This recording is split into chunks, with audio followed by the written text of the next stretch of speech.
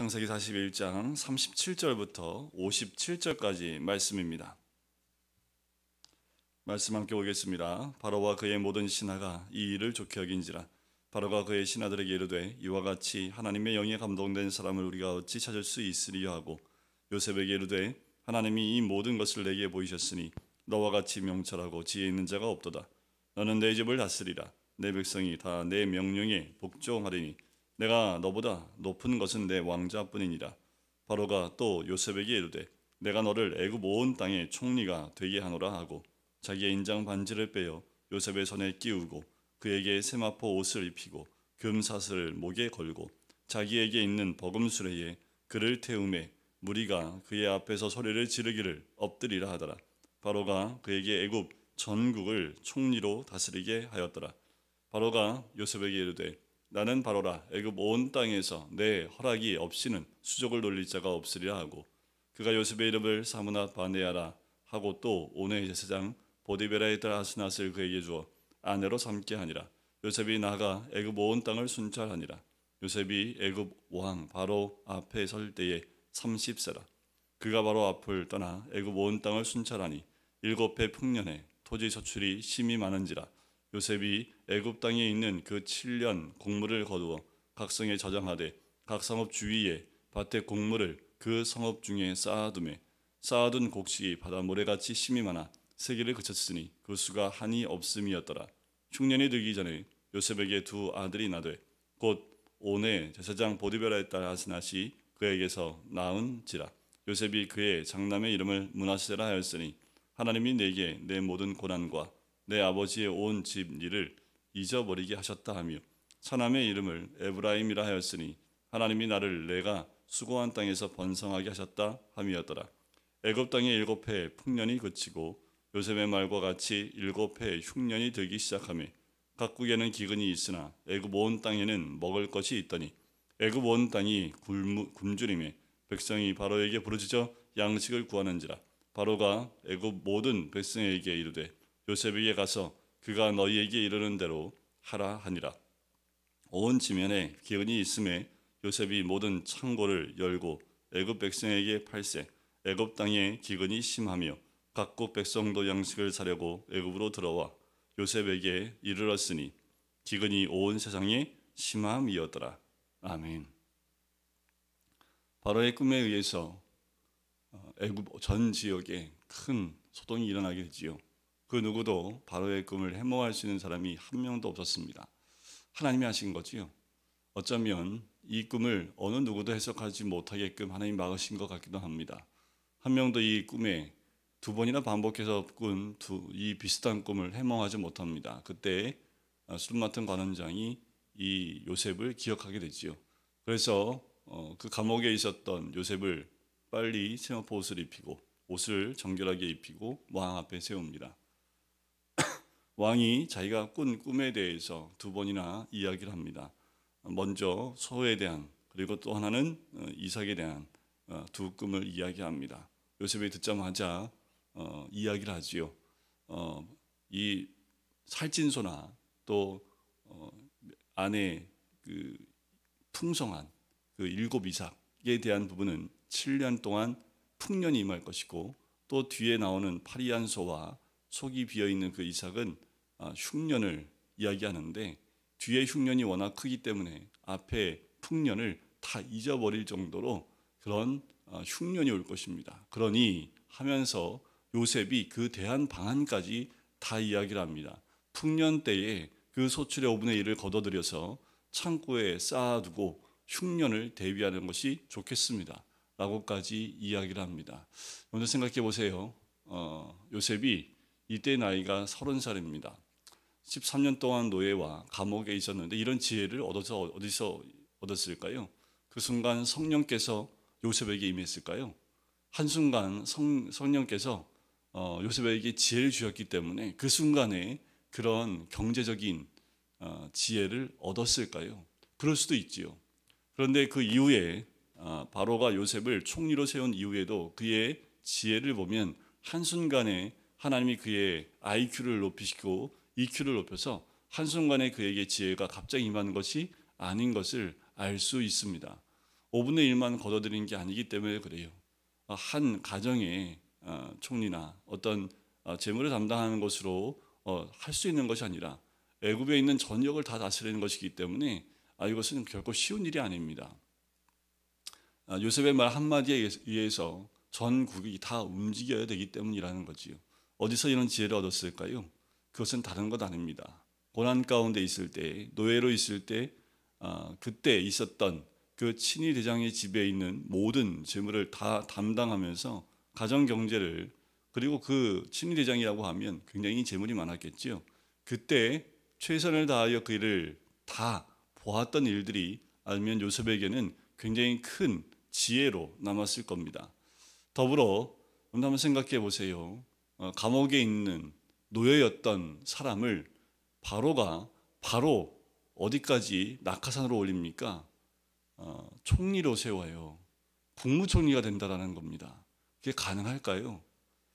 실제로 요셉이 능력이 있다 하더라도 그 자리로 바로 올릴 때에 아무리 그래도 그렇지 하면서 많은 주변에 있는 신하들이 반대하고 아마도 반대 시위나 이런 것들이 엄청 많지 않았을까요? 성경이 전혀 그런 게 나오지 않습니다. 어떻게 이런 일이 가능했을까라는 거예요. 어저께 감옥에 있던 애가 바로 나와서 며칠 만에 그 나라의 바로 왕 외에 그 높은 자리가 없을 만큼 그 자리로 바로 올라갔다라는 겁니다. 이게 어느 나라에도 가능할 수 없습니다. 그런데 이게 가능하도록 하나님이 이 애굽의 역사를 움직이고 계시다라는 거지요.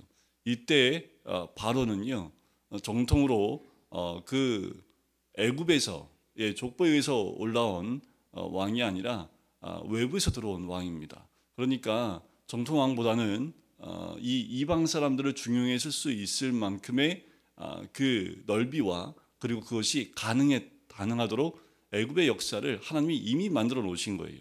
그러니까 요셉이 왕으로 총리로 올라가는데 바로의 마음에 전혀 문제가 없고 또 많은 신하들이 이 바로가 하는 것에 대해서 어떤 말도 할 수 없을 만큼 그때의 왕권이나 그리고 이런 모든 것들을 준비해 놓으셨다라는 거죠. 그래서 요셉이 바로 총리가 될 수 있다는 겁니다. 애굽의 역사를 주관하시는 하나님이시지요. 더 나아가서 요셉은 자기에게 주어진 일, 감옥에서는 정치에 대한 부분들, 아마도 그 두 관원장을 섬기면서 그 나라에 있었던 정치의 모든 부분들을 다 듣지 않았겠어요. 섬겼는데 그 관원장들이 할 말이 뭐가 있겠습니까? 내가 여기 들어오는 것은 잘못된 오해다. 왜냐하면 이렇게 이런 정치적인 일이 있었고 막 하면서 아마도 바로를 중심으로 그 주변에 있는 모든 정치에 대한 이야기를 다 나누지 않았겠습니까? 온전히 섬기면서 그 말을 들을 때 요셉에게는 아마도 감옥 안이 정치학을 배우는 그 시간들이었을 거고 그리고 친위대장 집에 있을 때는 경제학을 배우는 시간이었을 거예요. 그가 최선을 다해서 온전히 그 시간들을 열심히 하지 않았다면 바로 이 총리가 되었을 때 이런 지혜를 할 수 있었을까요? 우리가 고난 가운데 있을 때 우리가 무엇을 선택하는지가 참 중요합니다.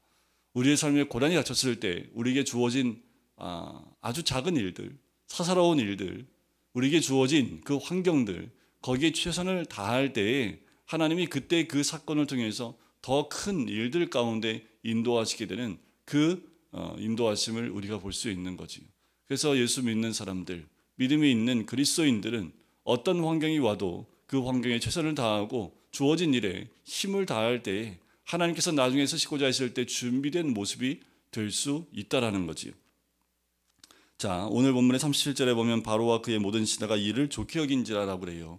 총리로 세운 것에 대해서 좋게 여겼다라는 거지요. 환경을 또 그때의 모든 것을 역사하신 하나님, 바로가 신하들에게 얘기합니다. 하나님의 영에 감동된 사람을 우리가 어찌 찾을 수 있으리요라는 거예요. 바로 요셉이 이 바로에게 어떤 모습을 보여줍니까? 하나님의 영이 함께한 사람입니다. 한 나라의 가장 대표가 되는 왕에게 이 요셉이 어떻게 비춰진 거예요? 하나님의 영이 함께한 사람이라는 거지요. 이 땅의 모든 지식인도 누구도 할 수 없는 일을 요셉이 지금 하고 있기 때문이라는 거지요.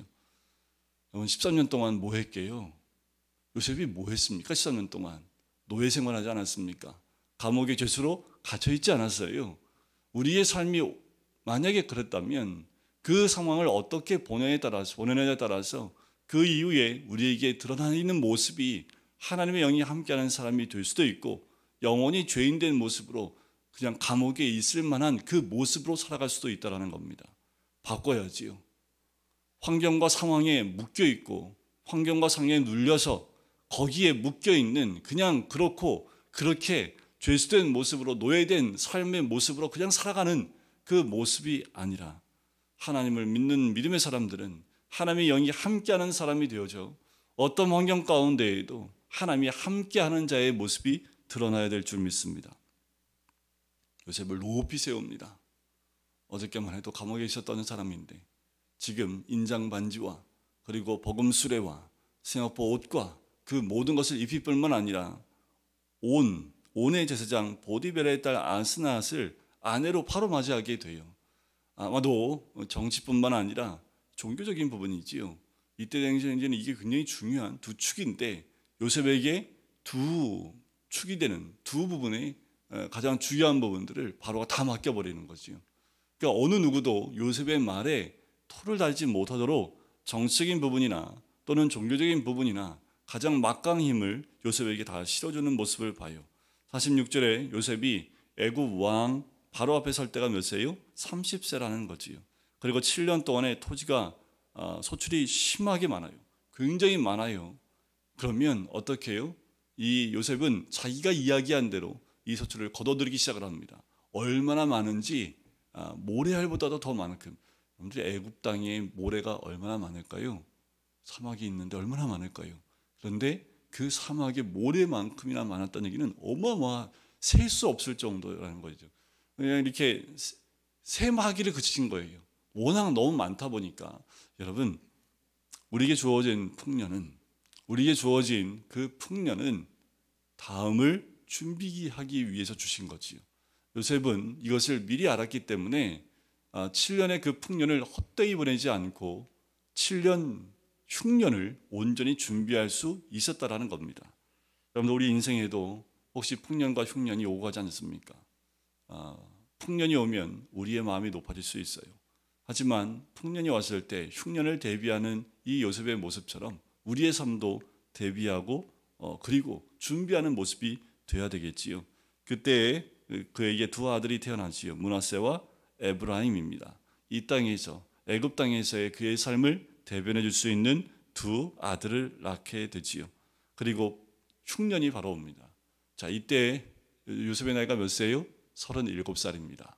그죠? 30살에 총리가 됐고 7년 풍년이 지난 다음에 흉년이 왔기 때문에 41절에서 마지막 때에 보면 37살이 된 요셉을 보게 됩니다.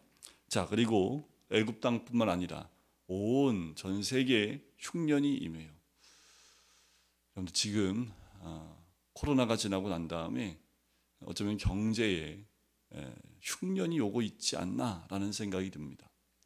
풍년을 경험했을 때 풍족함을 마음껏 누리는 것보다 중요한 것은 그 뒤에 흉년이 반드시 올 수 있다는 것을 대비한 나라나 개인은 지금부터 오는 경제의 흉년 가운데 분명히 대비할 수 있는 힘이 분명히 있을 겁니다.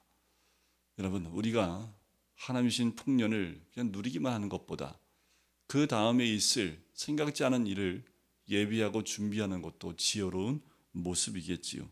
온 세상의 기근이 심함으로 이제 애굽 땅에 와서 이 곡식을 살아오지요.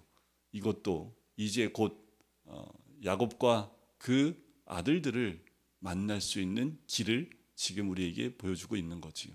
여러분들, 오늘 우리에게도 하나님의 영이 함께한 자의 모습으로 살아가길 주의 이름으로 간절히 축원드립니다. 주님이신 지혜대로 지금 현재의 모습을 누리는 것보다 내일을 준비하며 하나님의 인도하심을 받게 되면 하나님의 지혜대로 이 땅 가운데 살아가게 될 줄 믿습니다. 오늘도 그 지혜와 함께 주님과 동행하시는 우리 모든 성도님 되시기를 주님의 이름으로 간절히 축원드립니다. 기도하겠습니다. 사랑하는 주님, 감사합니다. 오늘도 주의 말씀 가운데 아버지 하나님, 주님이 허락하신 그 모든 일들을 아버지 하나님 우리가 깨닫고 또 준비하며 예비할 수 있는 하나님의 사람이 되길 간절히 소원합니다. 아버지 하나님, 언제든 어느 곳에 세울 수 있든 아버지 하나님, 우리에게 주어진 환경에 최선을 다할 때에 주님이 우리를 세우시고 또 그 길을 하나님 순종으로 나갈 수 있게 될 줄 믿습니다. 주님 주신 지혜대로 준비하고 예비하는 우리들, 이제 때가 가까이 왔고 주님이 오실 때도 가까이 온 이 때에 우리가 무엇을 준비하며 예비해야 될지를 돌이켜보는 오늘 하루가 될 수 있도록 아버지 인도하여 주시옵소서. 감사드리며 예수 그리스도의 이름으로 기도드립니다. 아멘.